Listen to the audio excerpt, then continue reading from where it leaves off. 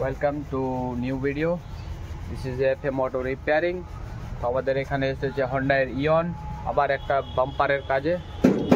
দেখাবো তোমাদেরকে বাম্পারটা, তো দেখো এই তো হন্ডার ইয়নের বাম্পারটা রয়েছে।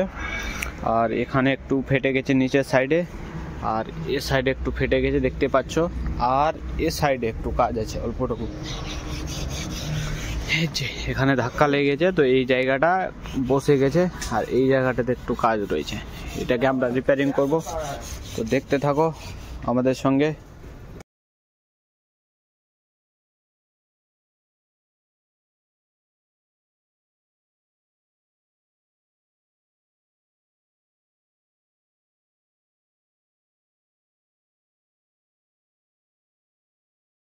ফাইনালি গাইজ আমরা তারকে বেঁধে দিলাম, দেখলে কিভাবে বানলাম। এরপরে এখানে আমরা ওয়েল্ডিং করব, বলতে এই যেটা ফাটাটা দাগটা দেখতে পাচ্ছ, পিছন দিয়ে আঠা মারবো আর সামনে দিয়ে একটু গালিয়ে হিট দিয়ে গালিয়ে এটাকে লেভেল করে দেবো।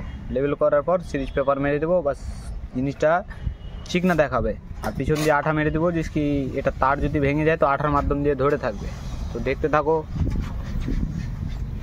বোন টাইট আঠা দেখতে পাচ্ছ, এটা আমাদের বোন টাইট আঠা। এটাকে এখানে দিব জয়েন করার জন্য।